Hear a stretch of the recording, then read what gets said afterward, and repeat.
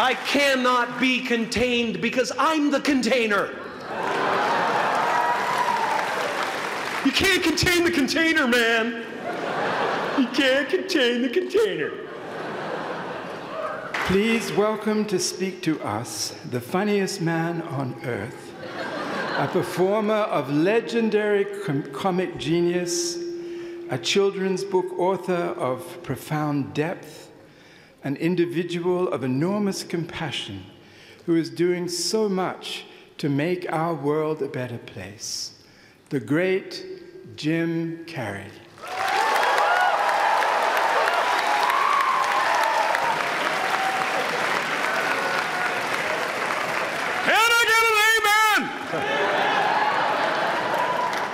You didn't think I could be serious, did you?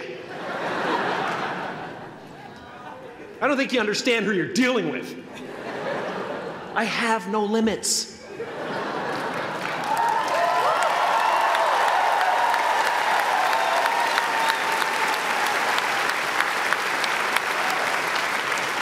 I cannot be contained because I'm the container.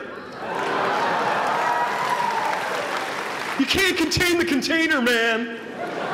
You can't contain the container.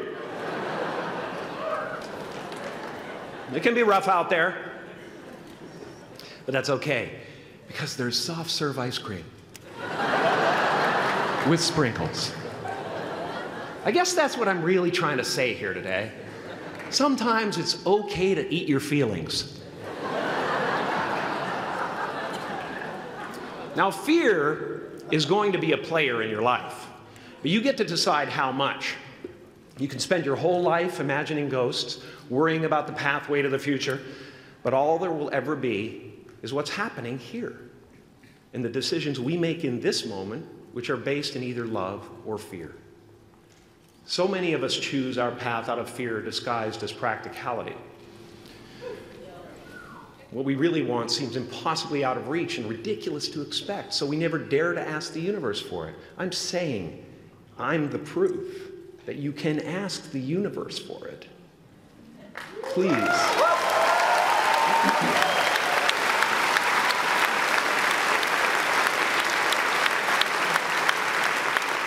And if it doesn't happen for you right away, it's only because the universe is so busy fulfilling my order.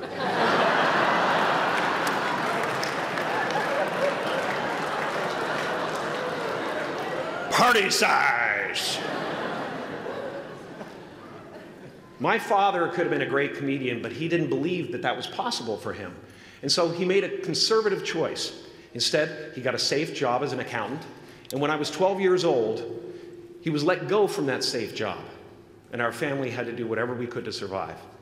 I learned many great lessons from my father, not the least of which was that you can fail at what you don't want. So you might as well take a chance on doing what you love.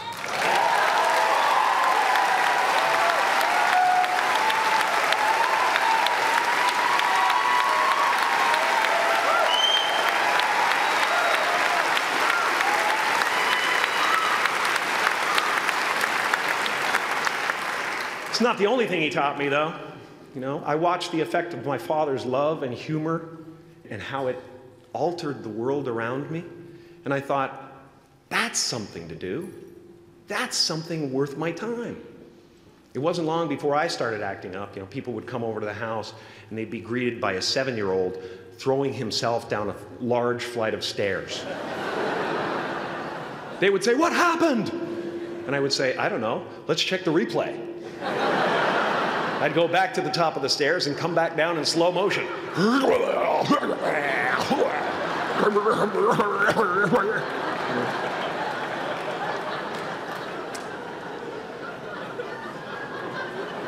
It was a very strange household.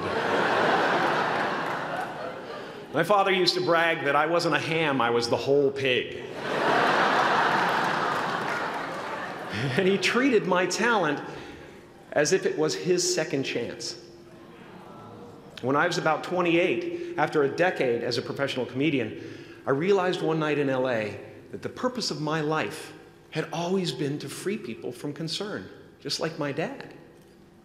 And when I realized this, I dubbed my new devotion the Church of Freedom from Concern. The Church of FFC.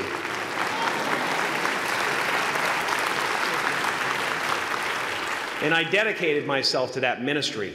What's yours? How will you serve the world? What do they need that your talent can provide? That's all you have to figure out. As someone who's done what you're about to go and do, I can tell you from experience, the effect you have on others is the most valuable currency there is.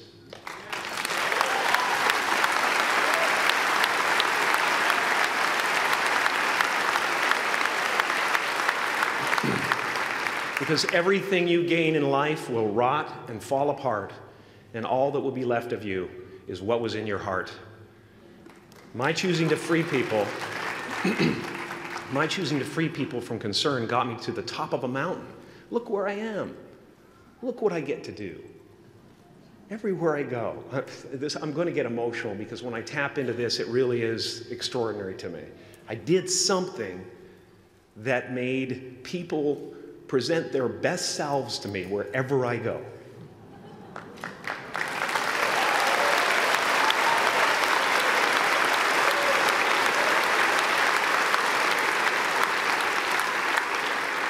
I am at the top of the mountain, and I was, and the only one I hadn't freed was myself, and that's when my search for identity deepened. I wondered who I'd be without my fame. Who would I be if I said things that people didn't want to hear? Or if I defied their expectations of me? What if I showed up to the party without my Mardi Gras mask and refused to flash my breasts for a handful of beads? I'll give you a moment to wipe that image out of your mind. But you guys are so ahead of the game. You already know who you are. And that peace that we're after lies somewhere beyond personality, beyond the perception of others, beyond invention and disguise, even beyond effort itself. You can join the game, fight the wars, play with form all you want, but to find real peace, you have to let the armor go. Your need for acceptance can make you invisible in this world. Don't let anything stand in the way of the light that shines through this form. Risk being seen in all of your glory.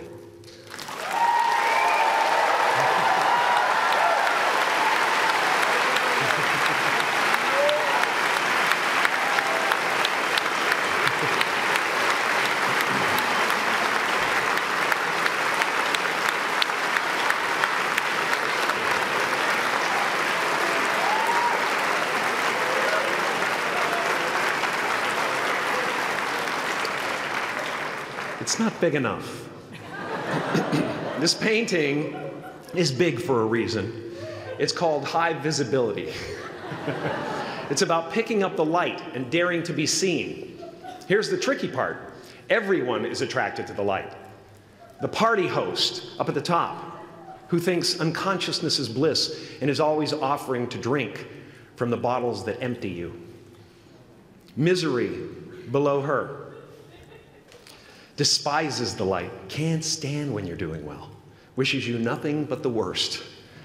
The Queen of Diamonds, under him, needs a king to build her house of cards.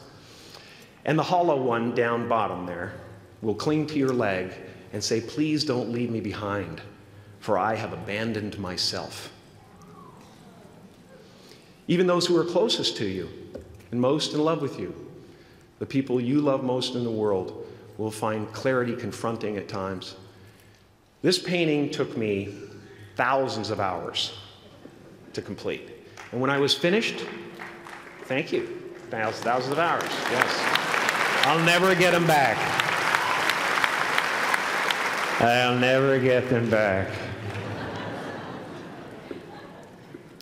I worked on this for so long. I was weeks and weeks like a madman alone on a scaffolding. And when I was finished, one of my friends said, this would be a cool blacklight painting. So I started over.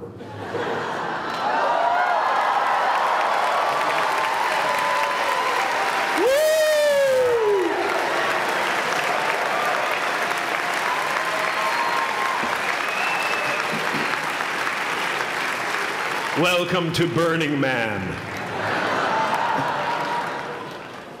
Some pretty crazy characters up there, but better up there than in here. You know, painting is one of the ways, thank you. Painting is one of the ways I free myself from concern, a way to stop the world through total mental, spiritual, and physical involvement. But even with that comes a feeling of divine dissatisfaction, because ultimately, we're not the avatars we create. We're not the pictures on the film stock. We are the light that shines through. All else is just smoke and mirrors, distracting, but not truly compelling. I've often said that I wished people could realize all their dreams and wealth and fame, and so that they could see that it's not where you're going to find your sense of completion. Like many of you, I was concerned about going out into the world and doing something bigger than myself, until someone smarter than myself made me realize that there is nothing bigger than myself.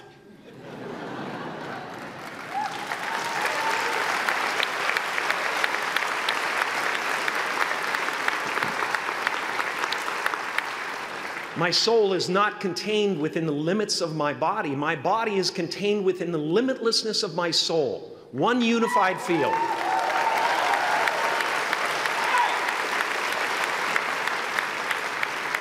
One unified field of nothing, dancing for no particular reason, except maybe to comfort and entertain itself.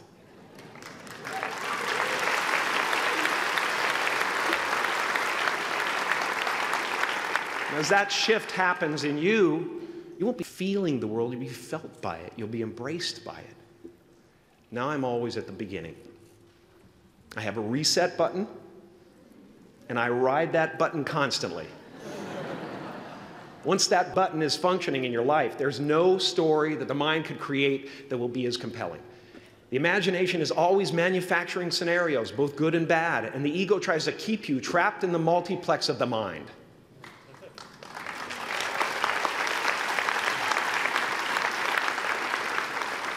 Our eyes are not viewers, they're also projectors that are running a second story over the picture that we see in front of us all the time. Fear is writing that script, and the working title is, I'll Never Be Enough.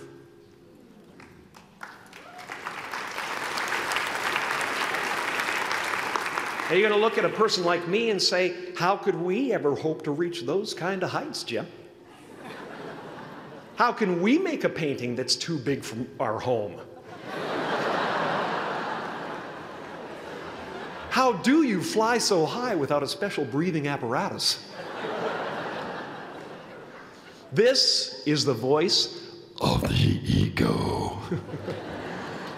And if you listen to it, there will always be someone who's doing better than you. No matter what you gain, ego will not let you rest. It will tell you that you cannot stop until you've left an indelible mark on the earth, until you've achieved immortality. How tricky is this ego that it would tempt us with the promise of something we already possess?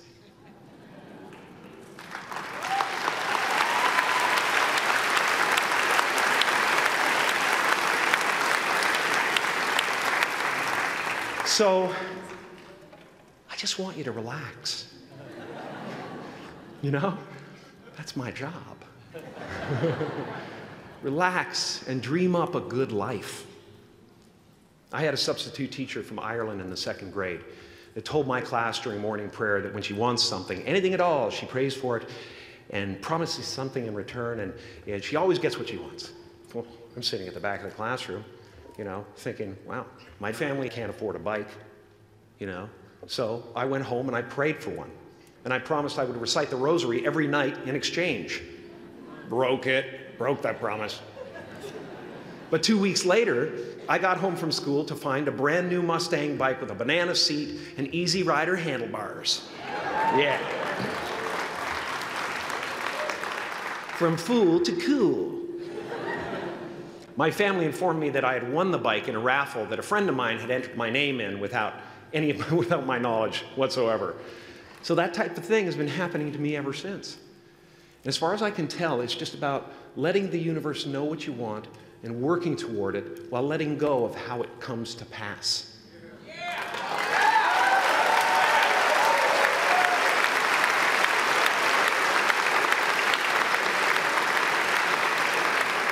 Your job is not to figure out how it's going to happen for you, but to open the door in your head. And when the door opens in real life, just walk through it.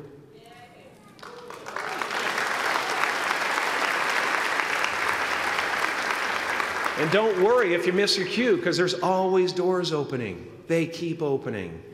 And when I say life doesn't happen to you, it happens for you, I really don't know if that's true.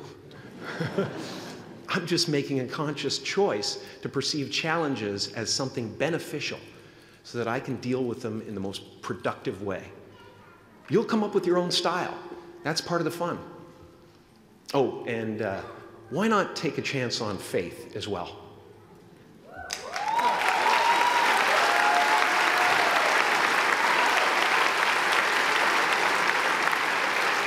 Take a chance on faith. Not religion, but faith. Not hope, but faith. I don't believe in hope. Hope is a beggar. Hope walks through the fire, and faith leaps over it.